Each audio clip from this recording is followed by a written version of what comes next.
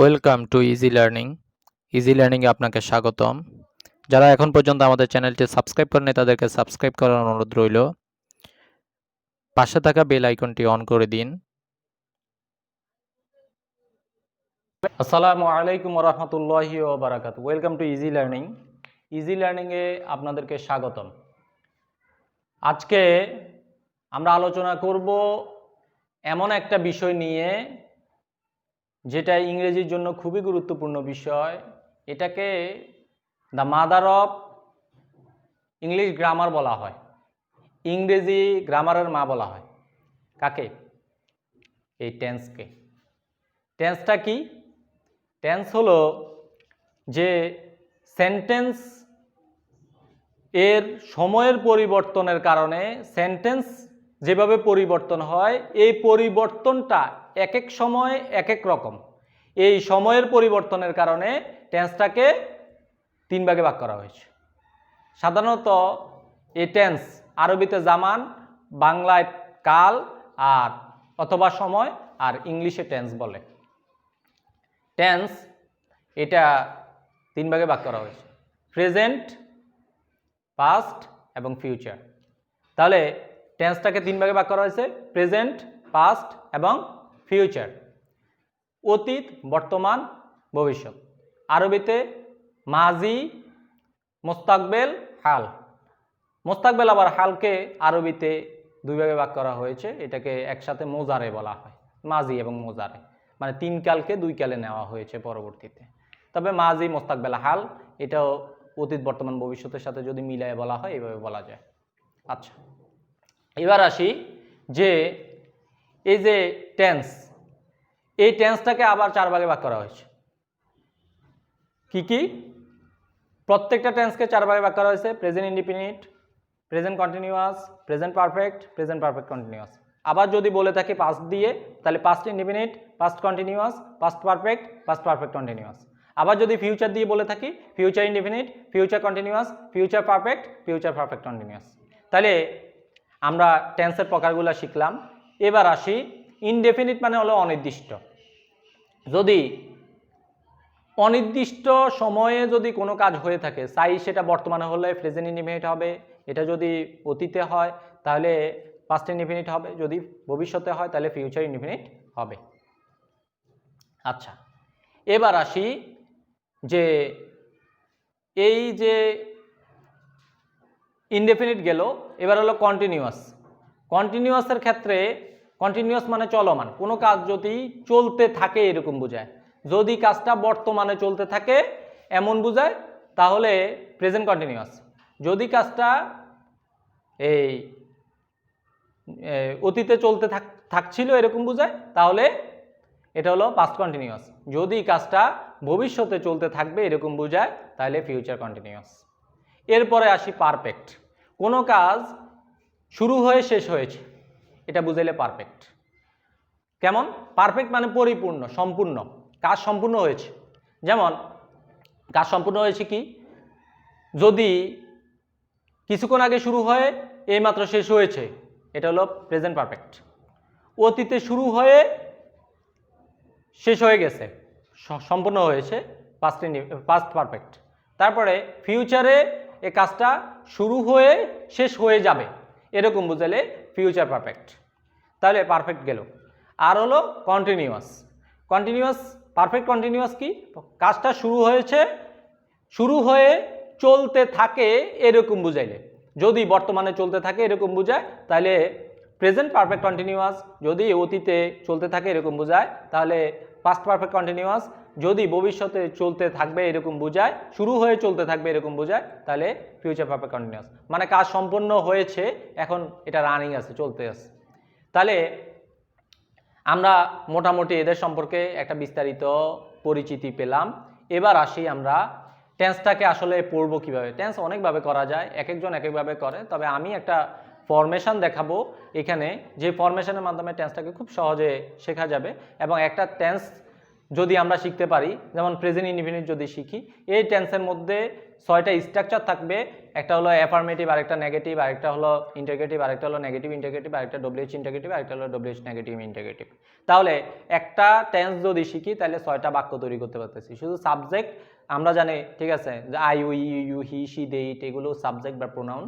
এই সাবজেক্ট বা প্রোনাউন দিয়ে এগুলো চেঞ্জ করে যদি আমরা নতুন নতুন ভার্ব দিয়ে কাজ করতে থাকি তাহলে আমরা অসংখ্য সেন্টেন্স তৈরি করতে পারবো।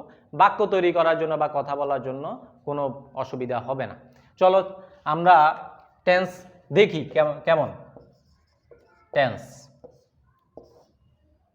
যেমন যদি প্রেজেন্ট ইনডিফিনিটের কথা বলি,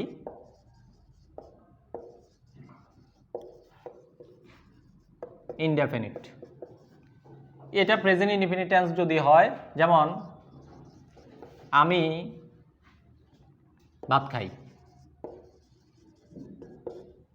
তাহলে কি হবে? I eat rice. আবার আমি ভাত খাই না,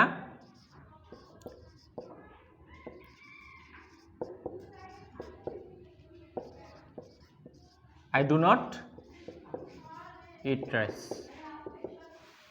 আমি কি ভাত খাই?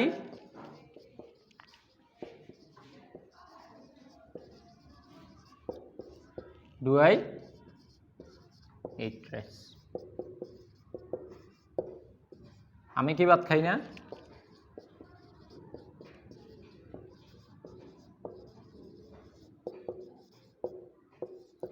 Do I not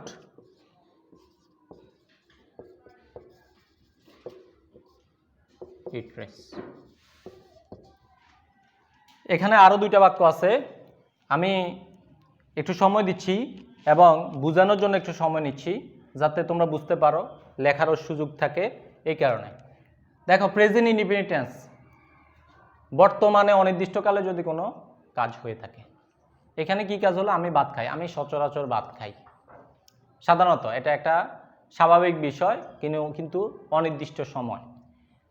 তাহলে এখানে ভার্বের প্রেজেন্ট ফর্ম বসেছে, যেহেতু প্রেজেন্ট ইনডিফিনিট, অনির্দিষ্টকালের জন্য যদি প্রেজেন্ট ইনডিফিনিট টেন্স হয় তাহলে ভার্বের প্রেজেন্ট ফর্ম।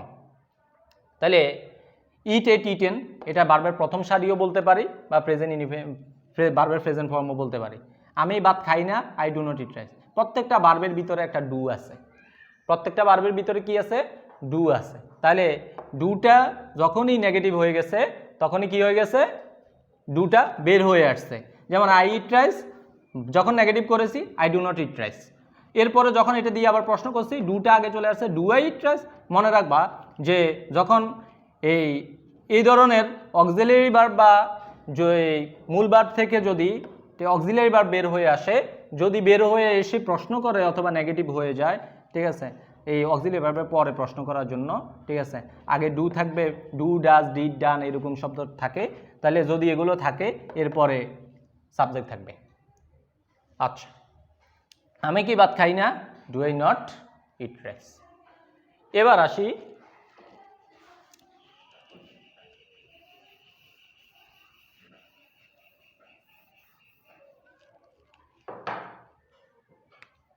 আমি কখন ভাত খাই?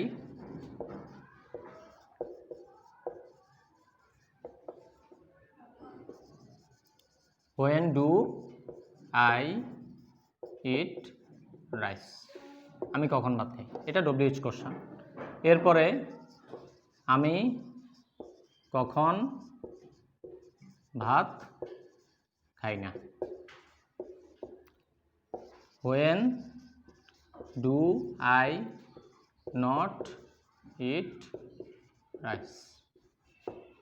তাহলে ডব্লিউএইচ কোশ্চেন যদি বসে, প্রশ্নের আগে ডব্লিউএইচ কোশ্চেন বসে যাবে এবং এটা ডব্লিউএইচ ইন্টারগেটিভ হয়েছে, এটা ডব্লিউএইচ নেগেটিভ হয়েছে। তাহলে আমরা এখানে বাক্যগুলো কি শিখলাম? আমি ভাত খাই, আই ইট রাইস। আমি ভাত খাই না, I do not eat rice. আমি কি ভাত খাই? Do I eat rice. আমি কি ভাত খাই না? Do I not eat rice. আমি কখন ভাত খাই? When do I eat rice. আমি কখন ভাত খাই না? When do I not eat rice. তাহলে এই ফরমেশনে যদি আমরা কি করি? পাস্ট ইনডিফিনিট করি, তাহলে আই এট রাইস, আমি ভাত খেয়েছি। আমি ভাত খাইনি, I did not eat rice, আমি কি ভাত খেয়েছি, দুটা ডিড হয়েছে, দুটা ডিড হয়েছে। I did not eat rice, আমি ভাত খাইনি, আমি কি ভাত খেয়েছি, ডিড আই ইট রাইস, আমি কি ভাত খাইনি, did I not eat rice, আমি কখন ভাত খেয়েছি, when did I eat rice, আমি কখন ভাত খাইনি, when did I not eat rice. আশা করি তোমরা বুঝতে পেরেছ।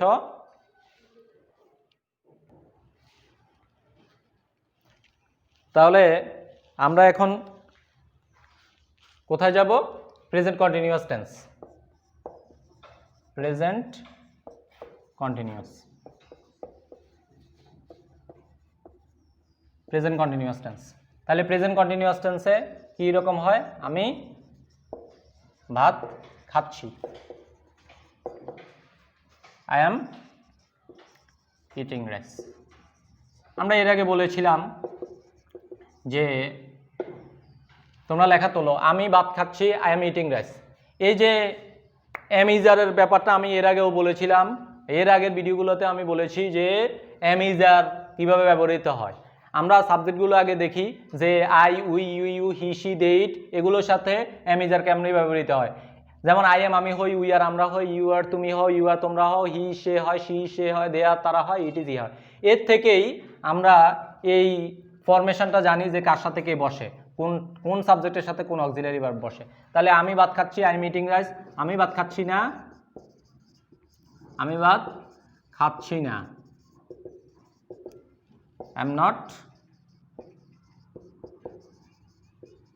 Eating rice. আমি কি ভাত খাচ্ছি,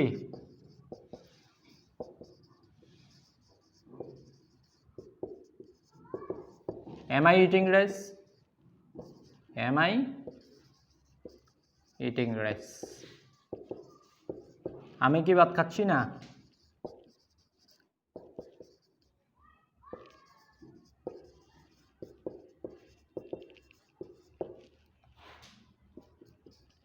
am I not eating rice,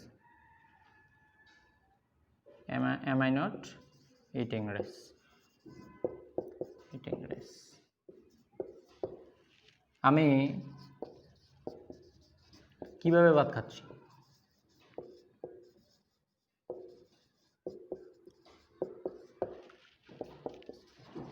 how am I eating rice? আমি কিভাবে ভাত খাচ্ছি না,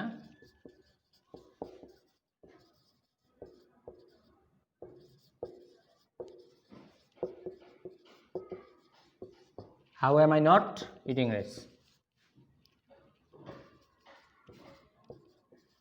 Not eating rice. তাহলে আমরা এখানে দেখলাম কি যে আমি ভাত খাচ্ছি, আই এম ইটিং রাইস, আমি ভাত খাচ্ছি না, I am not eating rice, আমি কি ভাত খাচ্ছি, এম আই ইটিং রাইস, আমি কি ভাত খাচ্ছি না, am I not eating rice, আমি কিভাবে ভাত খাচ্ছি, how am I eating rice, আমি কিভাবে ভাত খাচ্ছি না, how am I not eating rice. এখন আমি আবার যদি অন্য দিয়ে বলি, অন্য আরেকটা সাবজেক্ট দিয়ে বলি, তাহলে এরকম হবে, যেমন আমরা ভাত খাচ্ছি, উই আর ইটিং রাইস, আমরা ভাত খাচ্ছি না, we are not eating rice, আমরা কি ভাত খাচ্ছি, আর উই ইটিং রাইস, আমরা কি ভাত খাচ্ছি না, are we not eating rice, আমরা কখন ভাত খাচ্ছি, when are we eating rice, আমরা কখন ভাত খাচ্ছি না, when are we not eating rice. এভাবে আমরা বাক্যগুলো তৈরি করতে পারি। আর দিয়ে বলেছি, ইউ দিয়ে যদি বলি, ইউ আর ইটিং রাইস, আর দিয়ে তো এর আগে বলেছি, ইউ দিয়ে, ইউর সাথে আর বসে একই রকম, ইউ আর ইটিং রাইস, তুমি ভাত খাচ্ছ, you are not eating rice, তুমি ভাত খাচ্ছ না, আর ইউ ইটিং রাইস, তুমি কি ভাত খাচ্ছ, are you not eating rice, তুমি কি ভাত খাচ্ছ না, when are you eating rice, তুমি কখন ভাত খাচ্ছ, when are you not eating rice, তুমি কখন ভাত খাচ্ছ না। ঠিক হির সাথে যদি ইজ বসে, তখন আমরা এইভাবে বলতে পারি, হি ইজ ইটিং রাইস, সে ভাত খাচ্ছে, he is not eating rice, সে ভাত খাচ্ছে না, ইজ হি ইটিং রাইস, সে কি ভাত খাচ্ছে, is he not eating rice, সে কি ভাত খাচ্ছে না, when is he eating rice, অথবা how is he eating rice, সে কিভাবে ভাত খাচ্ছে, how is he not eating rice, সে কিভাবে ভাত খাচ্ছে না। যাই হোক, আমরা এইভাবে ফরমেশন। আমি একটা রুলসের কথা বলতে ভুলে গিয়েছিলাম, প্রেজেন্ট ইনডিপেন্ডেন্ট টেন্সে, প্রেজেন্ট ইনডিপেন্ডেন্ট টেন্সে যদি সাবজেক্ট যদি থার্ড পারসন সিঙ্গুলার নাম্বার হয়, সাবজেক্ট যদি থার্ড পারসন সিঙ্গুলার নাম্বার হয়, তাহলে ভার্বের শেষে এস বা ইয়ে যুক্ত হবে। যেমন আমরা subject third person singular number কোনগুলো এটা আগে জানি।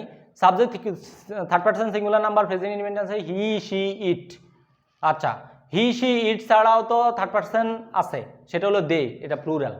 তাহলে থার্ড পারসন সিঙ্গুলার নাম্বার হলো হি, সি, ইট। এই হি, সি, ইটের সাথে কি হবে, এই ভার্বের শেষে প্রেজেন্ট ইনডিপেন্ডেন্ট টেন্সে এস বা ইএস যুক্ত হয়। যেমন যদি উদাহরণ দিয়ে বলি যে সে ভাত খায়, তাহলে হি ইটস রাইস, সে ভাত খায়, সে ভাত খায় না, হি ডাজন্ট ইট রাইস।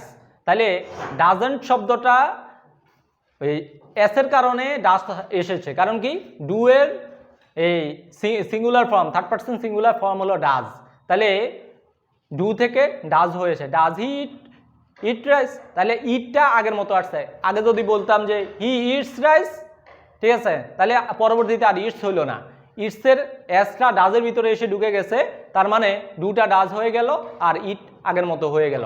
তাহলে এভাবে বলা যাবে যে হি ইটস রাইস, সে ভাত খায়, হি ডাজন্ট ইট রাইস, সে ভাত খায় না, ডাজ হি ইট রাইস, সে কি ভাত খায়, does he not eat rice, সে কি ভাত খায় না, how does he eat rice, সে কিভাবে ভাত খায়, how does he not eat rice, সে কিভাবে ভাত খায় না। তাহলে আর আমরা বর্তমানে কাজ করেছি প্রেজেন্ট কন্টিনিউয়াস, আশা করি তোমরা বুঝতে পেরেছো প্রেজেন্ট কন্টিনিউয়াসের বিষয়টা। এরপরে আসো আমরা প্রেজেন্ট পারফেক্টে যাই। প্রেজেন্ট পারফেক্ট টেন্স আমরা এর আগে বলেছিলাম যে বর্তমান কালে যদি কিছুক্ষণ আগে যদি কোনো কাজ শুরু হয়ে বা অতীতে কোনো কাজ শুরু হয়ে বর্তমানে কিছুক্ষণ আগে শেষ হয়েছে এরকম বুঝাইলে তাহলে এটাকে প্রেজেন্ট পারফেক্ট টেন্স বলে। পারফেক্ট প্রেজেন্ট পারফেক্ট টেন্স, যেমন আমি ভাত খেয়েছি, খাওয়া হয়ে গেছে এরকম বোঝায়। আই হ্যাভ ইটেন রাইস, আমি ভাত খেয়েছি, আমি ভাত খাইনি।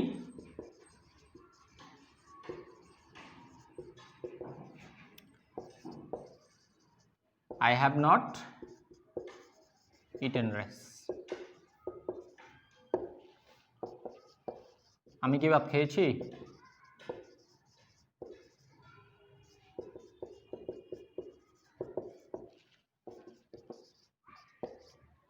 Have I eaten rice? আমি কি ভাত খাইনি?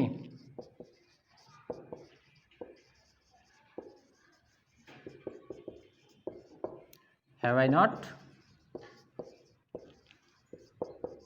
eaten rice? এখানে অনেকে বলতে পারো যে হ্যাঁ আমি কি ভাত খাইনি ইংরেজিটা হ্যাভেন্ট আই ইটেন রাইস, এই কথাটা বললেও হবে, ঠিক আছে, এটা হলো কন্ট্রাক্টেড ফর্ম, বাট আমরা বাক্যগুলো একই ফরমেশনে সাজানোর ক্ষেত্রে হ্যাভ আই নট শব্দটা ব্যবহার করেছি। আমি কি ভাত খাইনি, have I not eaten rice, আমি কেন ভাত খেয়েছি,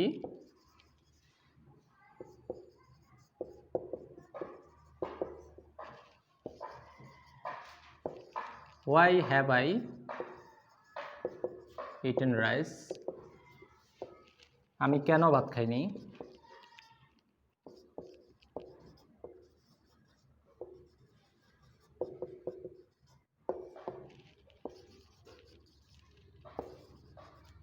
why have I not eaten rice? তাহলে এখানে দেখা যাচ্ছে যে এই যে পারফেক্ট টেন্সে হ্যাভ বসেছে ভার্বের ফার্স্ট পার্টিসিপল ফর্ম বলি আর ভার্বের তৃতীয় সারি বলি। এখানে ভার্বের তৃতীয় সারি হোক আর ভার্বের ফার্স্ট পার্টিসিপল ফর্ম হোক, ভার্বের শেষে হ্যাভ হ্যাজ হ্যাড এটা হলে এটা হয় কি হয় যে হ্যাভ হ্যাজ হ্যাড বসলে ভার্বের ফার্স্ট পার্টিসিপল ফর্ম বসে। যেমন ইটের ফার্স্ট পার্টিসিপল ফর্ম ইট, এট, ইটেন, মানে ভার্বের তৃতীয় সারিটা হলো ইটেন, তাহলে এখানে হ্যাভ বসার কারণে ইটেন হয়েছে। আর যদি সাবজেক্ট যদি হি সি ইট হতো তাহলে হ্যাজ হতো, তাহলে যেমন হি হ্যাজ ইটেন রাইস, সে ভাত খেয়েছে, হি হ্যাজ ইটেন রাইস, সে ভাত খায়নি। হি হ্যাজন্ট ইটেন রাইস বা he has not eaten rice, সে কি ভাত খেয়েছে, হ্যাজ হি ইটেন রাইস, সে কি ভাত খায়নি, has he not eaten rice. সে কখন ভাত খেয়েছে, when has he eaten rice, কখন সে কখন ভাত খায়নি, when has he not eaten rice. তাহলে এখানে দেখতে পাচ্ছি আমরা যে সাবজেক্ট যদি থার্ড পারসন সিঙ্গুলার নাম্বার হয় তাহলে তার সাথে হ্যাজ বসে, আর আই, উই, ইউ, দেই এগুলোর সাথে হ্যাভ বসে। আশা করি বুঝতে পেরেছ। এরপরে আমরা প্রেজেন্ট পারফেক্ট কন্টিনিউয়াস টেন্সে যাব।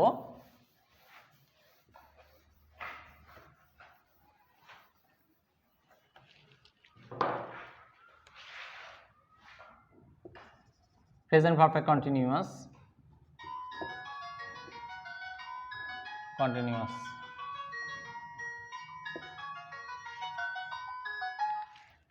প্রেজেন্ট পারফেক্ট কন্টিনিউয়াসের ক্ষেত্রে দুঃখিত। আচ্ছা, present perfect continuous tense. Present perfect tense যেমন আমি ভাত খাইতেছি, আমি ভাত খাইতেছি। I have been eating rice. Eating rice. আমি ভাত খাইতেছি না,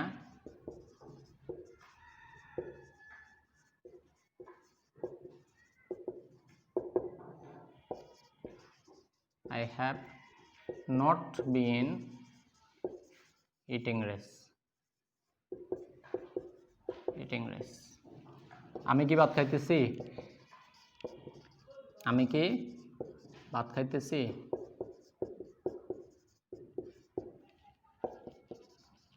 Have I been eating rice?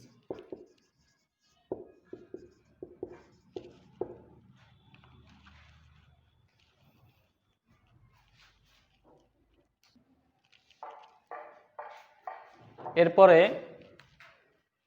আমি কি ভাত খাইতেছি না?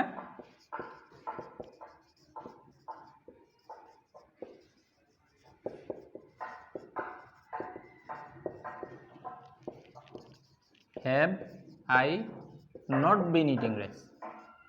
Not been eating rice. আমি কোথায় ভাত খাইতেছি?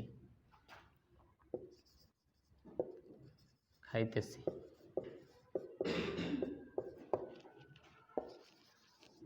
Where have I been eating rice? আমি কোথায় ভাত খাইতেছি না?